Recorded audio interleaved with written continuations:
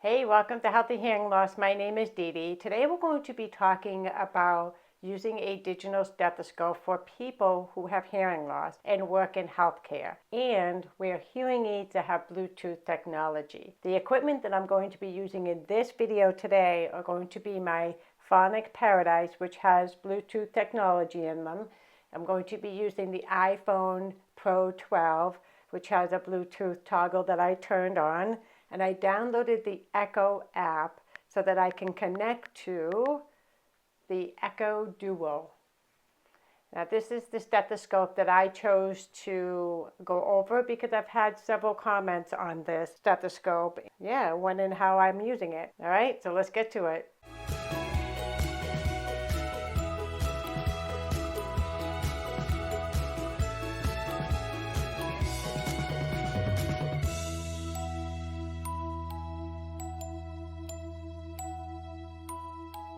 Before I get into talking about how I use this guy and when, I wanted to talk about some key concepts that I think a lot of people should consider before using a digital stethoscope with hearing aids. I always ask myself, how do humans obtain or retrieve information? And we have our five senses. We have our eyes that see things. We see color, art, we read words. So we do a lot with our eyes. Nose, we smell things, coffee, fire, fresh cut glass, or something of that sort. And then we have our hearing, and that gives us the ability to hear sounds, speech, music, environmental sounds. And then we also have our mouth, which is another sense, and we can taste things like bitter, sweet, sour. And then we have tactile, which we can feel things. We can feel things being smooth, smooth or hard, or even vibration. So we have those five senses that we use to get information from different areas in our life. And we use those five senses every day, and we don't even know that we're doing it. And sometimes we need to focus on one sense at a time to increase or heighten that sense, if you will. Say you wanted to smell a flower, you would actually take your brain and say, smell it, and smell it good. You might smell the flower of a rose. It gets deeper and deeper the longer you smell it. And now when we think about using the Eko DUO, or any digital stethoscope for that matter, you want to be thinking about what sense you're going to be using. Well, we're going to be using three of them, because I'm certainly not going to taste the Duo, and I'm certainly not going to smell it. There's no need for me to do that, right, to get my job done. But the other three senses is that we are going to see waveforms. We're going to hear bodily sounds, and we're also going to touch the body so that we have good placement of the Duo on the body in the right position and location. So those are the things we're going to be covering. I do want to take a minute to emphasize the importance of understanding each sense in a sense of what you're going to interpret, what you're going to take in, what kind of information are you looking for. For an example, if we take hearing as a sense and we think about what we hear, wave sounds come to people with hearing loss through hearing aids. And then the sound has to be processed through the program that we've had put in there by our audiologist, and then it will transmit to the outer ear, middle ear, and inner ear, and then get interpreted by our brain.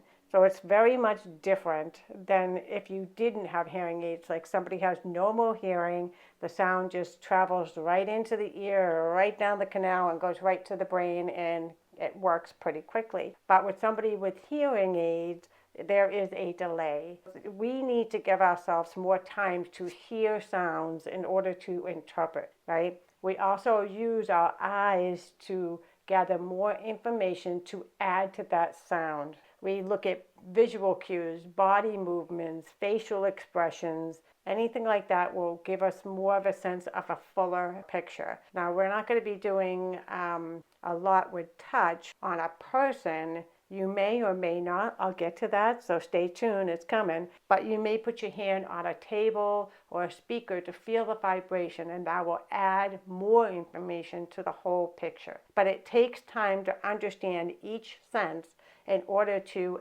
add them all together and get a fuller picture. Now, we may not get a 100% fuller picture because people with hearing loss are not going to hear 100% regardless of what you do, right? We can't just make hearing 100% normal again.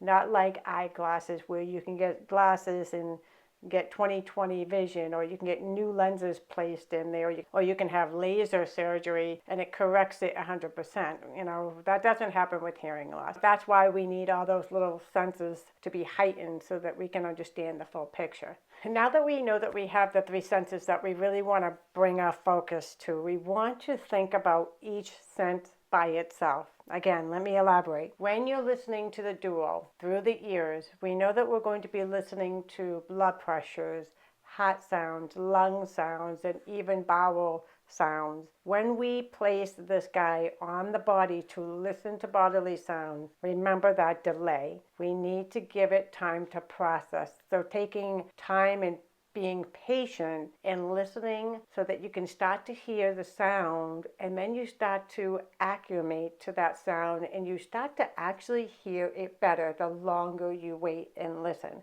Think about music. Music is very broad in the sense that it makes beautiful sound. Now, if you have a musician, the musician will hear the sound. They may see it, I don't know, waves and foot. Now, they will hear the sound, but eventually they're going to be picking out each note at a time so that they can play it on their instrument.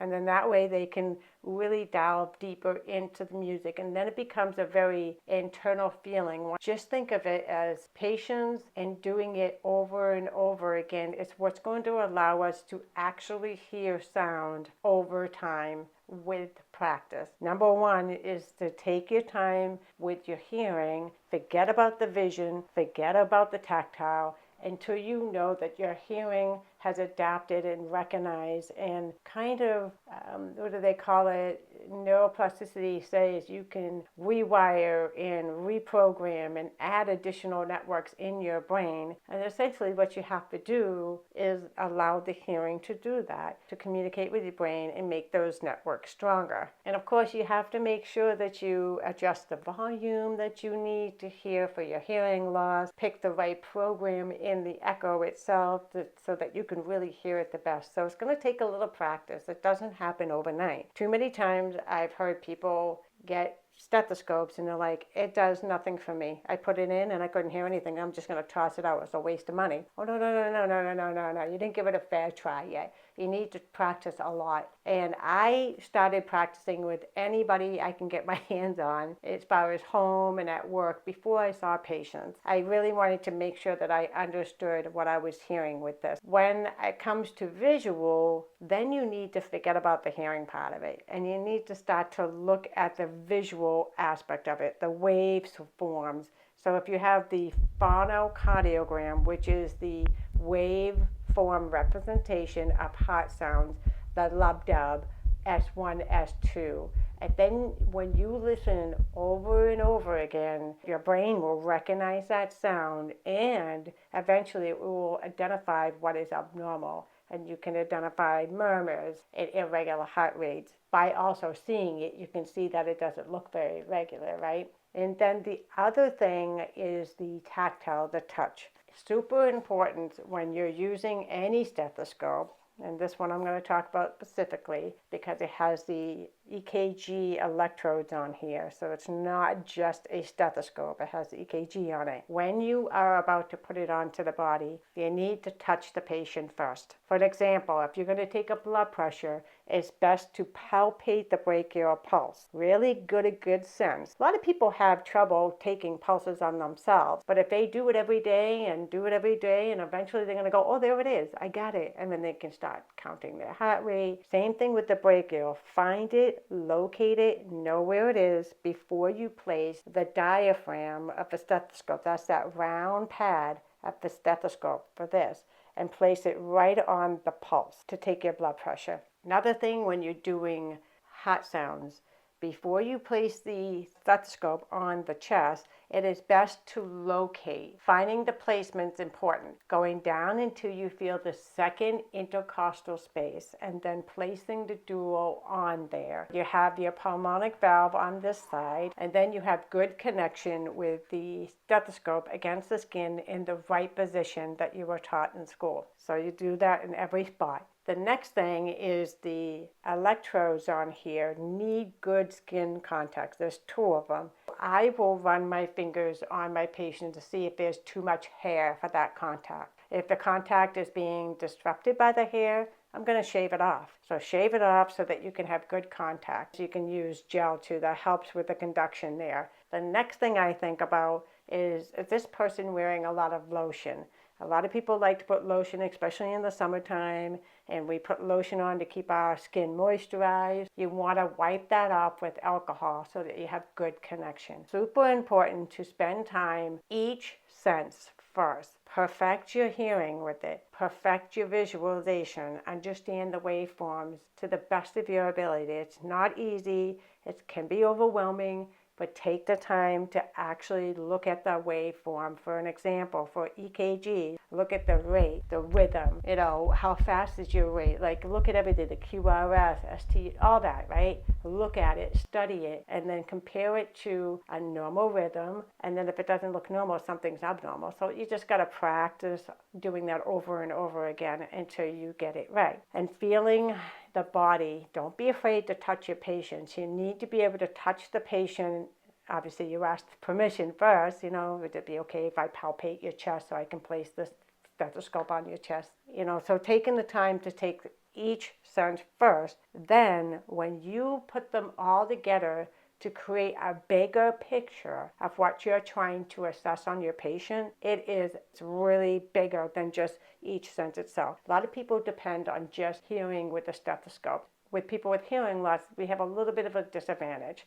But I think everybody who auscultates the body in any way, if they can have a visual representation with it, it's only going to make their job easier. And you'll be able to identify what's abnormal much easier and faster. Now, if you have any questions or comments, go ahead and put them down in the description below in the comment section. I'd love to hear from you. And go ahead and subscribe if you're liking this type of content. That is how I use a digital stethoscope. I have severe to profound hearing loss, and I can use this pretty well. It does have 32 times the amplification, so it's pretty good.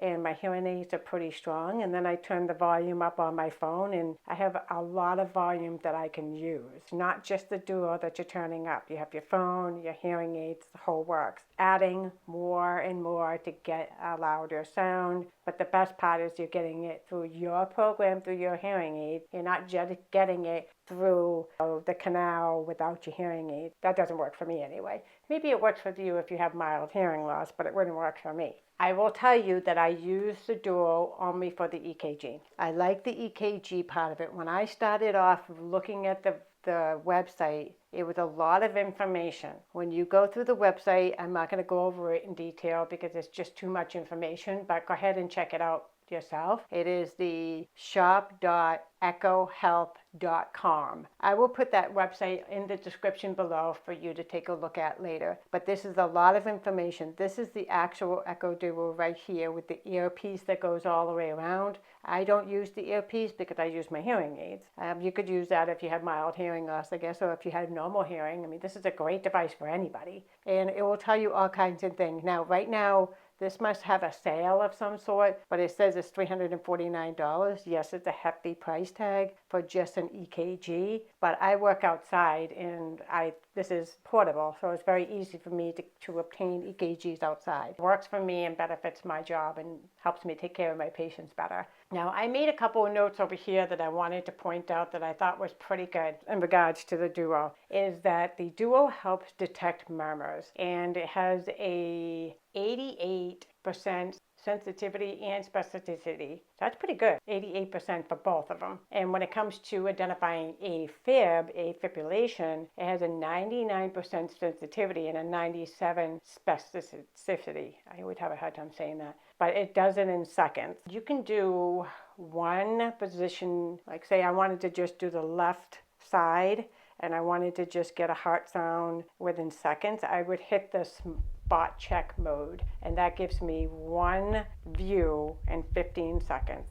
And it works really good. It detects AFib and murmurs like nothing. It's amazing. And they also have a different one that's the cardiac mode where you can do exam of all the heart sounds, and it's amazing. You just have to play with it. So I just wanted to point out that the sensitivity and the specificity is pretty darn good for murmurs and AFib. So I was pretty super happy about that. There are some other things I brought on here, but I'm not going to go over those right now because I don't do telehealth with this, the platform to do it with. The other thing I saw on here is right here, really important for those who are considering the Duo, is that try our stethoscope for 30 days and return for free if you are not convinced. So I would take advantage of that. If you can't afford it right now, get it, try it out, and then send it back. But you could use your reimbursement at work maybe. You can talk to somebody about that. All right, so this is the thing. The reason why I don't use this for lung sound, bowel sounds, or blood pressures is because I find it a little awkward. I could if I want to, but I don't.